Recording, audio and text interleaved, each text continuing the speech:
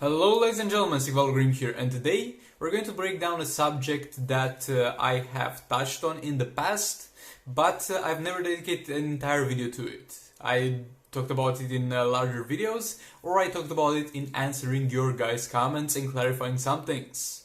Today we're going to talk about why, when you start a game, you have to build the right characters. The strong characters, the optimal characters, if you want to call them so, the OP characters. That's what we're going to touch on today. We're going to talk about why you kind of have to build them nowadays and what benefits are from building that. So, with all that being said, let's get into it. This is the future. So, first of all, why this concern? Before soul rates, I'm going to be honest with you, it didn't really matter that much. Like, of course, you would have had a little bit of a more optimal progress if you built the right characters, and the characters that were strong for raids at that point. But it didn't really matter. Like, the only difference that you could have identified, it would have been that you would have been in a tier 8 league in the top 10 instead of in a tier 6 league in the top 10. And in terms of rewards, it was not that huge of a difference. Before the Soul Raids update, you could have gotten away with building whatever you wanted, and with enough time invested into it, you would have performed decently, and in the long run, it would not have hurt your account or your progress that much. So in the past, you could have done whatever you wanted, you would have had a less optimal progress, but it didn't matter. But now, we got Soul Raids. And with soul rates, if you're going to build the wrong characters, if you're going to build your gold swamp thing all the way to level 60 gears, it's going to hurt you in the long run. It's going to hurt you. And first of all, don't get me wrong, I do understand the fact that this is just a game. And I do understand the fact that you just want to go ahead and build the character that you want to. And now another something that I want to add up. If you don't plan to play this on the long run, like you've played for 1 month or 2 months, it doesn't matter what you're doing at this point. Just have fun. But if you're staying on the long run, this is going to hurt you. And again, don't get me wrong, I understand that it's a game and you should have fun. But on the other hand, a lot of people have fun striving to be the best in the game and to have the most optimal progress. And at the same time, do you know which players have the most built characters that you don't see with others? Do you know which players have the most Firestorms builds, Silver Swamp Things builds? The best players in the game, because those best players already have built the best characters in the game, and they're going to use those best characters in the game in order to farm more resources, in order to get them to a point where it's far more easier, far more accessible, and at the same time is not going to hurt you at all to build whatever character you want and to build your Silver Swamp Thing. So, now let's get into something that a lot of people tend to get wrong, and it's in a way understandable, but in other ways I don't really care. If it one-shots stuff in tier 6, it doesn't mean it's good at raids, and it doesn't mean it's a good character. I know, it's reality breaking, it's mind boggling. I'm sorry to break it down to you, but this is 2020. We got artifacts, we got the all blades. One-shotting stuff in tier 6 was like a feat to accomplish 2 days ago, 1 year, 2 years ago, 1 year and a half ago. But nowadays, every single character, maybe with a few exceptions, but as far as I'm aware, every single character will be able to one-shot at the very least phase 1 in tier 6 raids.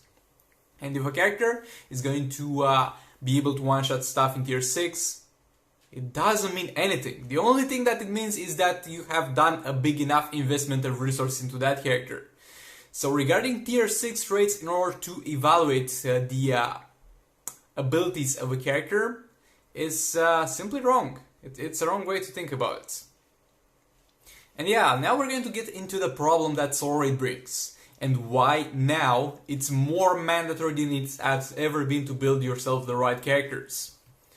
So yeah, in normal raids you don't really care. You don't really care. Like if you have the top damage dealers, like if you have the top 6 teams in normal raids, or you have 6 other random teams built that are not in the top 6, not in the top 10. If you have the 6 worst characters in the game built as damage dealers for normal raids, it doesn't really matter that much. As I said, the only difference it might be that you are in the top 10 of a tier 6 league instead of being in the top 10 of a tier 8 league. But it doesn't matter that much. But the difference is going to be the fact that in Soul Raids you're not alone.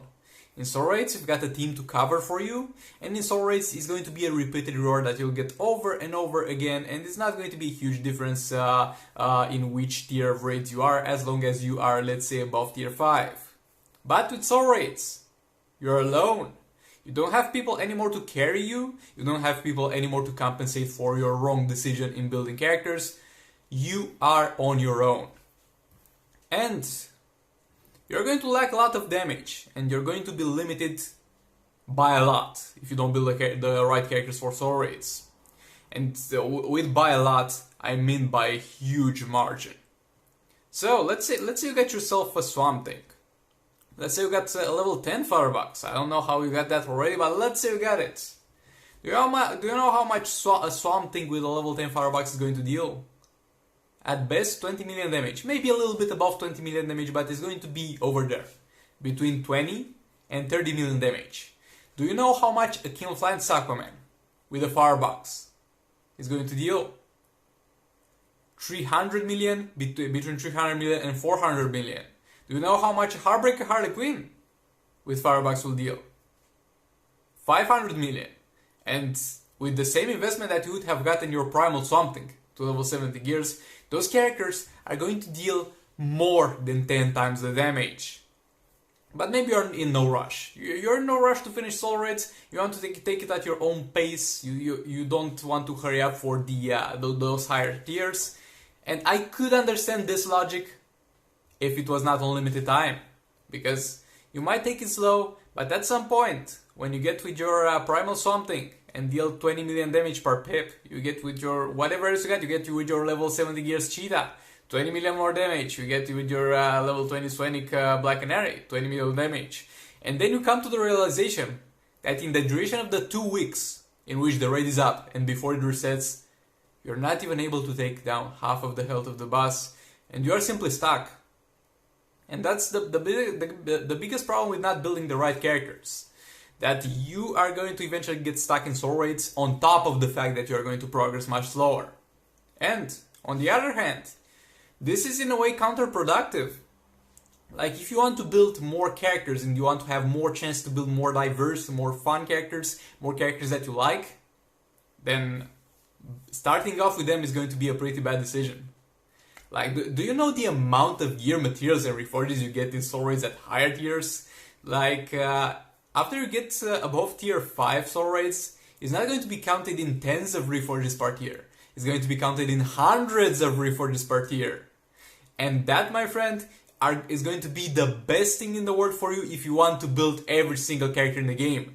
That's going to be the best thing to start rolling those level 60 gears for Primal Something that you got from Soul Raids. And from that point, you're going to be good to go on building and doing anything you want. But if you're going to start it off like this, then you might actually never get to that point.